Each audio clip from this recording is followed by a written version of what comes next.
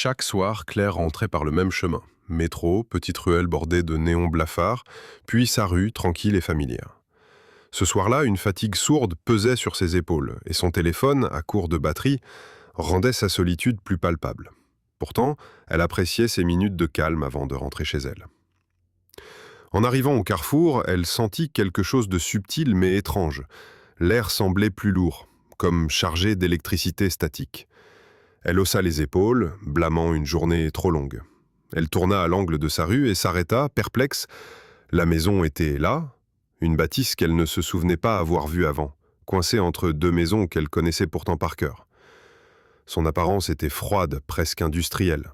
Un cube de béton gris, avec une fenêtre unique, sombre, dénuée de rideaux. Un détail insignifiant sans doute, mais quelque chose en elle refusait de le laisser passer. Elle reprit sa marche, jetant des coups d'œil rapides autour d'elle. Les maisons semblaient différentes. Pas immédiatement, mais à mesure qu'elle progressait. Les façades familières paraissaient plus modernes, les angles plus nets, les matériaux plus uniformes. Elle s'arrêta, réalisant que les lampadaires projetaient une lumière glaciale, presque artificielle, et que le silence régnait là où, d'habitude, le vent faisait craquer les branches des arbres. Le malaise grandissait. Claire se retourna pour vérifier si elle n'avait pas pris un mauvais chemin, mais le carrefour avait disparu. Derrière elle, la rue s'étendait à perte de vue, un corridor infini où chaque maison ressemblait à la précédente. Elle accéléra le pas, cherchant un repère.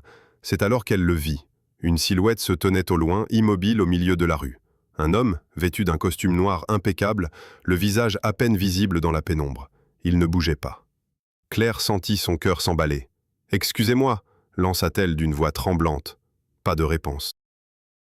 Elle accéléra encore, son instinct lui hurlant de ne pas s'approcher, mais chaque fois qu'elle relevait les yeux, il semblait plus près, bien qu'il ne bougeait pas. Son cœur battait à tout rompre. Elle tenta de bifurquer dans une allée, mais celle-ci se refermait sur elle comme une impasse.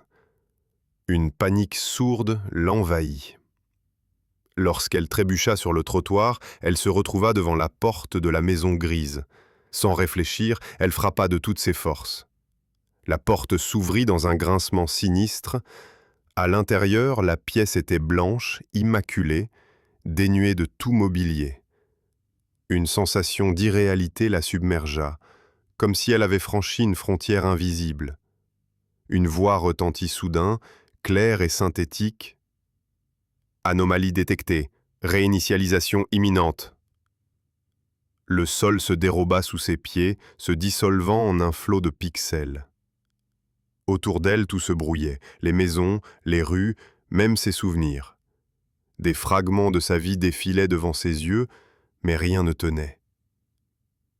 Claire comprit avec une clarté brutale, tout, absolument tout, était faux.